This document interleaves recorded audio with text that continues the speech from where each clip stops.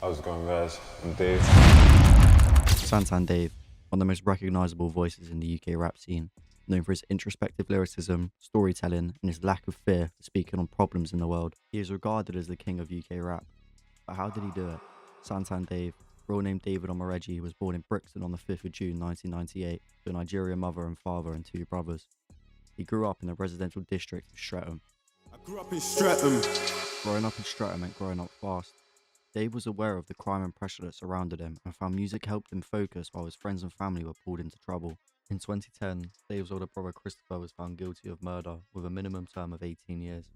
Benjamin, his other brother, also spent some time in prison for fraud while working at Lloyd's Bank. The first time we ever saw his passion on our screens was his Black Box freestyle, which released in May 2015. He was 16 and ready to show people his story. He talks on his brother and him being in prison. They gave my brother 18 for a fucking murder. A knife crime, the lifetime, the whole sentence he's serving. Dave would later go on to release a song called Tiago Silva in collaboration with rapper AJ Tracy. In 2019, this would peak at number 36, 3 years after its release. On the 30th of September 2016, Dave would release his debut EP called Six Paths. This would feature 6 tracks and would really put his name on the map, peaking at 76 on the official album charts. Around this time, Drake had started to get involved in the UK rap scene. Shout out Gigs for setting the thing, SM1, OVO. He ended up collaborating with Dave on the remix of track 5 on the Six Paths EP called Wanna Know. Drake released this on October the 23rd, 2016 on OVO Sound Radio. This catapulted Dave's rise. To collaborate with one of the biggest rappers worldwide was huge, not only for Dave, but for the entire UK rap scene. It peaked at 51 in the single charts. 2017 was without a doubt one of the biggest years of Dave's life. He kicked off the year by releasing a song with rapper J Hus called Samantha. It peaked at 63 in the UK charts and is currently sitting on 67 million views. He would then later in the year release the EP Game Over. It's game over. On this EP, there was a track called Question Time, a 7-minute track dedicated to the Prime Minister of the UK at the time, Theresa May. He spoke about the ongoing war in Syria and how the NHS is underfunded and how this affected him personally with his mother being an NHS nurse. Also, the Grenfell Tower incident. This incident took place on the 14th of June 2017 when a fire broke out on the 24-storey Grenfell Tower block of flats in North Kensington, London. It burned for 60 hours straight and took 72 people's lives and injured more than 70 more. It was the most deadly residential fire since World War II. This was because when these flats were constructed, the cladding didn't meet building regulations, which led to the fire spreading quicker. Dave speaking on this incident not only helped spread awareness to making sure building regulations were met, but also showed who he was as an artist. He wanted to make sure the survivors and the families of those who passed were not being swept under the rug. After this, Dave released Hangman on the 27th of February 2018. This was a track about the pressure and guilt Dave felt growing up. He talks about his brother going to prison and how that affected him growing up. Also, the success he has now reached and how he feels conflicted with it, as there were so many people who couldn't be there with him. Dave also released the song Funky Friday in October 2018, featuring Fredo. This track did absolute numbers in the UK rap scene. It currently sits on 112 million views and peaked at number 1 in the UK singles charts. This was Dave's first ever song to reach number 1. Dave's brother Christopher underwent a therapy program in prison called Psychodrama. This was a treatment that explored mental health, criminal justice, and systematic inequality. On the 8th of March 2019, David released his debut album. It was called Psychodrama. It's safe to say that this album was received well. It charted at number 1 and led to Dave being nominated for the Mercury Prize.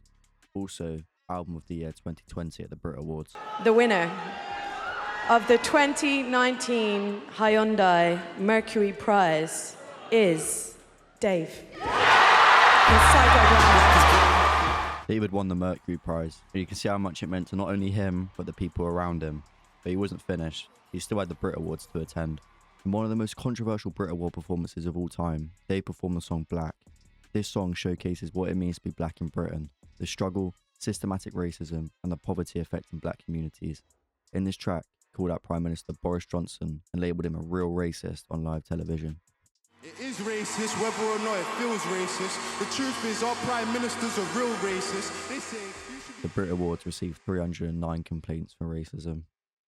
Ofcom rejected every single one of them.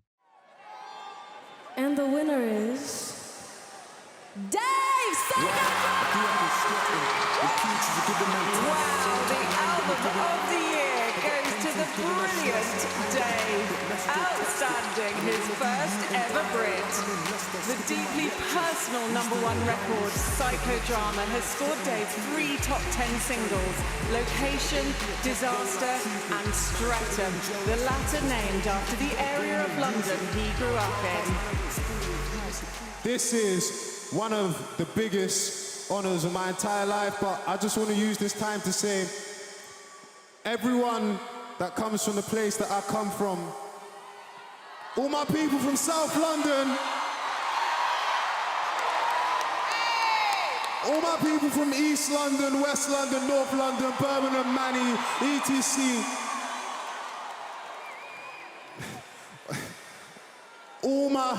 All my young kings and queens that are chasing their dreams, I am no different from you. I'm just a guy, I swear to God.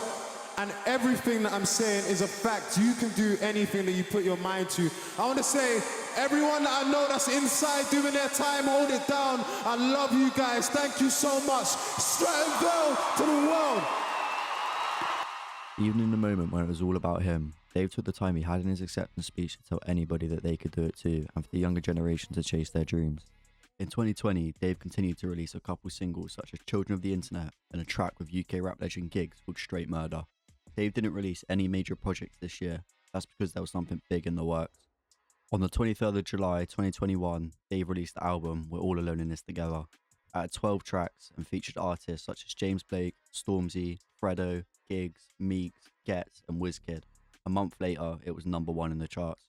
2 albums, 2 #1s, Dave couldn't miss. There was a track on this album called Clash which featured Stormzy.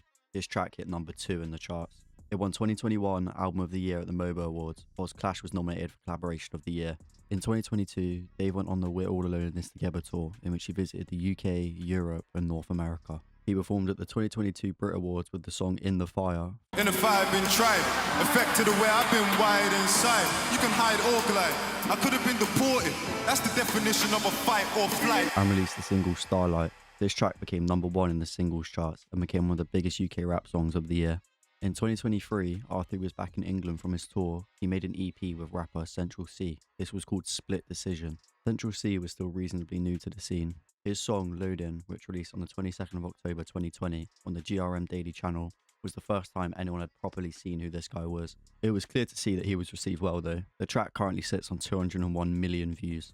The EP Split Decision released on the 5th of June 2023 and featured 4 songs: Trojan Horse, Sprinter, Our 25th Birthday and UK Rap. This EP was rinsed throughout the UK. It felt wherever you went it was being played. The track Sprinter went absolutely viral and currently sits on 377 million views. From this point onwards, everyone was anticipating the next Dave album. Everyone thought it'd be soon as it'd been 2 years since his last, but there was nothing. Other than a couple features such as Stop Giving Me Advice with Jack Harlow, it was just complete silence from Dave.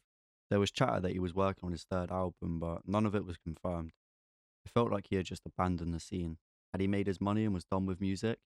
The more important question was, would we ever see Dave on our screens again? 2024 was the exact same. Nothing but silence from Dave. Millions of fans worldwide asking when this album is being released. All their questions left unanswered.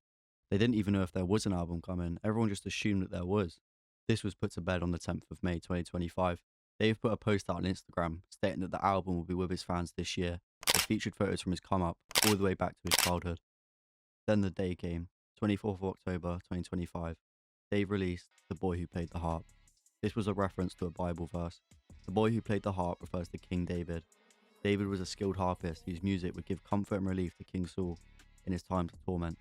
A metaphor for David with his music and his fans. The album had 10 tracks, featuring James Blake, Jim Legacy, Kano and Thames. It hit #1 in the charts 2 weeks later. The track Rain Dance with singer Thames on his album went viral. It currently sits on over 158 million views on YouTube. Dave then announced The Boy Who Played the Harp tour, and it sold out instantly. He toured France, the Netherlands, Ireland, Germany, South Africa, coast to coast in North America, Australia, and sold out the O2 4 times in London. It all started from an overcrowded flat in Streatham. Now he's the king of UK rap.